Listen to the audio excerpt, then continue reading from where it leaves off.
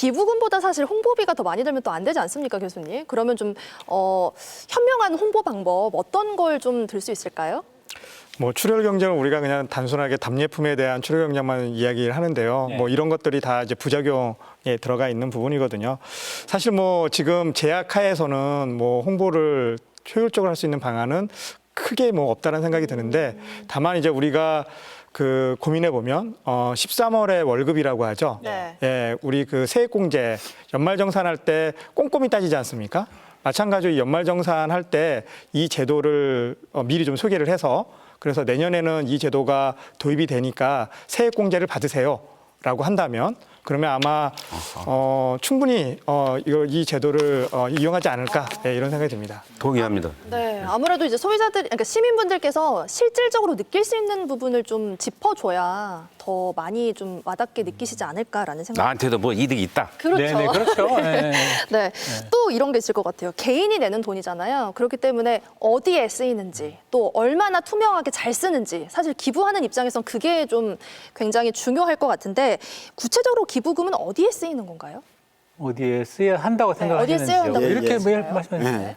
아까 그 여론조사 결과에서도 있었습니다. 그 용도들이 있고 우리 법에서도 좀 이게 정하고 있는 부분들이 있지요. 네. 그래서 지금 현재 사실 이 제도를 도입한 게 지방 소멸의 문제에 그 우려 때문에 발생한 네. 것인데 지자체들이 과연 이걸 적정하게 제대로 사용할까에 대한 우려가 있긴 하지요. 그래서 각 지자체별로 이 기부금을 어떻게 사용하겠다라고 하는 그 좀 플랜을 세워서 시민들한테 홍보를 하는 것도 굉장히 중요한 문제일 수 있겠다 싶은 네, 생각이 네. 들고요. 네. 그리고 좀 투명하게 쓸 수 있는 걸 확인할 수 있는 제도가 준비가 돼 있나요? 그 아무래도 공동 발의하셨으니까. 예, 그런 예. 것도 궁금한데요. 저희 법에 그 내용들이 들어 있습니다. 네. 예. 돈을 잘 쓰고 또 잘 그것조차도 잘 홍보하는 그런 필요성이 좀 있지 않을까 그런 생각은 좀 해봅니다. 예. 네, 그렇게 하고요. 그다음에 고향사랑 기부금제 이제 쓰임처까지도 이야기를 했고요. 저희가 그러면 이제 사실은 이제 고향사랑 기부전에 지역 소멸을 어떻게 하든지 좀 속도를 늦추자, 막자라는 측면에서 얘기한 거지 않습니까? 근데 다른 이야기들을 좀 해보자면은 뭐 그동안에 우리가 이제 뭐 저출산 독려하기 위해서 뭐 출산 장려금도 했고요, 귀농귀촌 지원금도 했고, 또 올해 같은 경우는 지방소멸 대응기금도 중앙정부 차원에서 했는데 별로 이렇게 먹히지 않았다는 생각이 좀 듭니다.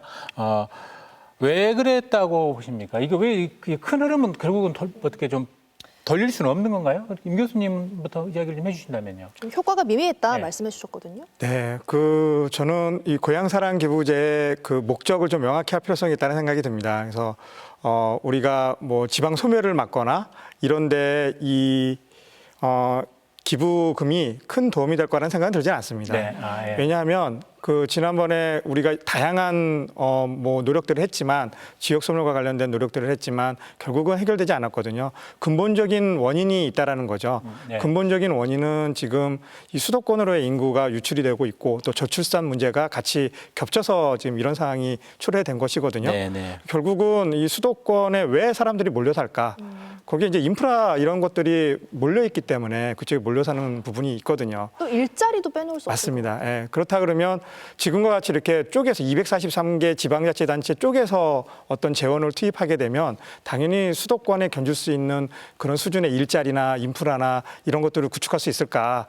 어렵다는 거죠. 네. 예. 그래서 이 고향사랑 기부제는 인구 소멸을 어떤 뭐 막거나 이런 데 사용하기보다는 오히려 인구 소멸 지역에 거주하시는 이 지역 주민들이 인구 소멸로 인해서 피해를 보는 부분들이 있지 않습니까? 그런 부분들을 최소화하고, 그리고 향후에 이분들이 다른 데로 이주할 수 있는 그런 기회를 좀 제공할 수 있는 시간적인 여유 이런 것들을 주는데 활용하는 것이 더 중요하지 않나 이런 생각이 듭니다. 네. 예, 좋습니다. 그러면 또 두 분은 어떻게 생각을 하십니까? 그동안에 많은 대책들이 사실은 시행이 됐는데 별로 이렇게 체감을 못 하거든요. 이 부분에 대해서 고향사랑 기부제도 마찬가지일 것 같아서 혹시 여쭤보는 겁니다. 일단 지금 우리가 수도권 서울, 경기, 인천의 면적이 전국도의 11.8%. 네. 그런데 인구는 지금 50%를 넘었습니다. 수도권 국회의원의 숫자가 전국 국회의원 숫자, 지역구 국회의원 숫자의 반을 넘어가고 있어요. 이제 수도권에서 발생하는 모든 문제들에 대해서는 그게 지역 민원회라는 이야기로 다시 수도권 집중을 더 강화하는 방향으로 수도권이 발전하게 될 것입니다. 이 지방소멸의 문제를 그대로 두고는 나라가 망한다라고 하는 위기의식이 필요합니다. 그런 위기의식이 없었던 건 아닌데 그동안에 뭘 해도 안 돼 왔었던 겁니다. 가장 큰 거는 지방에 사는 젊은이들이 지역에 그대로 머물러 있어서는 내가 도태된다라고 하는 생각, 뒤처진다라고 하는 생각들 때문에 갖게 되는 이 위기감을 풀어줄 필요가 있을 겁니다. 결국 이 문제는 대학과 직장의 문제, 그 기업의 직업의 문제로 같이 좀 돌아올 수밖에 없는 문제인데요.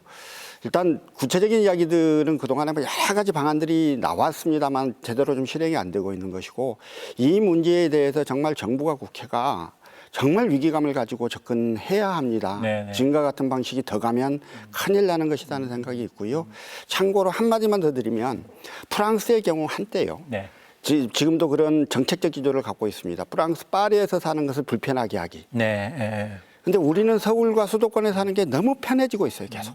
그러니까 사람들 계속 모여들게 되는 거잖아요. 그래서 이러한 그 방법까지를 포함을 해서 좀 더 근본적인 그 접근이 좀 필요하다. 이런 좀 호소를 드리고 싶어요. 뭘 해도 안 된다라는 표현이 가장 그 적절했던 것 같습니다. 서남석 의원께서는 여기에 대해서는 어떤 이야기를 좀 하고 싶습니까? 그 질문 자체가 저는 그 정부 정책의 실효성을 묻는 걸로 이렇게 판단이 되는데요.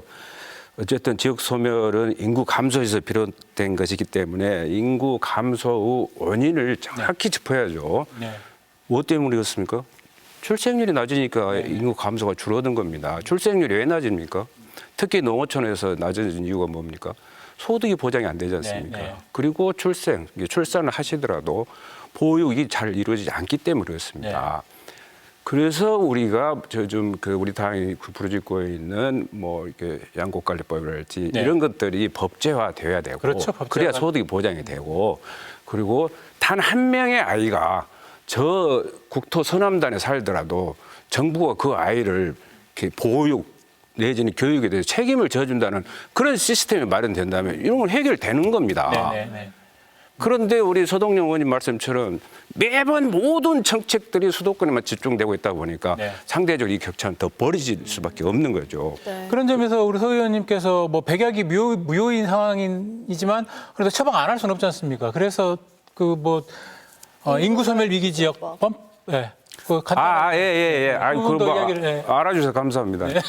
제가 21대 국회 들어가지고 제가 처음 발의한 법안인데, 물론 이제 다른 의원님들도 이제 발의를 하셔가지고 이제 대안으로 이렇게 특별 법안으로 통과가 됐는데, 인구 소멸 위기 지역 지원 특별 법안이 공식 명칭입니다. 이 법의 목적이 지금까지 우리 임 교수님, 서 의원님, 제가 다 했던 얘기가 다 들어가 있습니다. 인구 감소 지역에 대한 특례를 두고 또 인구 감소 지역 정주 여건을 좀 바꿔주고, 그다음에 지역의 활력을 도모하자는 것이 이 법의 취지거든요.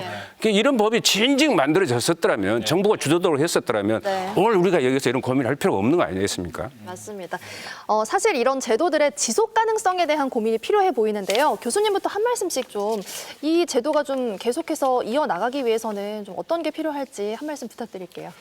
네, 저는 그 제도가 도입될 때는 그 그러니까 취지가 상당히 중요하다는 생각이 들고요. 그 취지를 정확히 해야지만 그 제도가 지속 가능하다라는 생각이 듭니다. 고향사랑기부제의 취지는 재원 확충을 통해서 지방 재정에 이제 도움을 주겠다라는 것이 목적이고요. 이것이 목적이기 때문에 그 외의 목적을 여기에 더하거나 하는 경우에는 취지 자체가 흔들릴 가능성이 있다는 생각이 듭니다. 또 인구 소멸과 관련해서는 균형의 단위를 좀 조정할 필요성이 있을 것 같아요. 지금 이제 아까 말씀드린 것처럼 일자리와 그다음에 인프라가 이렇게 풍부한 수도권의 인구가 몰릴 수밖에 없는 그런 구조라는 점에서 수도권과 견줄 수 있는 그런 권을 우리 비수도권 지역에서 만들 필요성이 있다. 근데 지금은 243개 지방자치단체 모두에게 다 균형을 맞추려고 하다 보니까 그것이 이제 어긋나는 그런 결과가 나타나거든요. 그래서 그런 부분들을 좀 감안해서 정책들을 마련할 필요성이 있다는 생각이 듭니다. 짧게 서동영 의원께서도 마무리 발언. 예. 수도권의 인구가 집중되면 거기는 또 애를 많이 낳아야 되잖아요. 근데 수도권의 학교 출산율이 가장 낮습니다. 결국 과도한 집중이 출생률을 떨어뜨리는 그런 효과입니다. 그래서 네네. 정말 이 문제는 좀 생존의 문제로, 국가 생존의 문제로 바라보고 접근했으면 좋겠다는 생각이 많고요. 방법들이 있습니다. 있는데 잘 안 합니다. 그게 자꾸 수도권 중심주의적 사고들이 있기 저항에 때문에. 막히는군요. 예. 네, 알겠습니다. 마지막으로. 예. 저는 그 고향사랑 기부제는 반드시 저는 성공할 거라고 믿습니다. 네. 왜냐하면 우리 국민들의 정서는 지역 정서가 좀 강하지 않습니까? 인구 감소, 지역 소멸, 국가의 저는 의지에 좀 달려 있다고 보고요. 늦었을수록 좀 더 촘촘히 설계를 해서 추진했으면 좋겠다. 그래서 방치하면 국가 소멸은 물론이고 인류 위기까지 초래한다라는 이 엄청난 사실 앞에서 우리는 좀 더 겸손하게 대응을 해야 할 필요가 있다고 생각합니다. 네, 알겠습니다.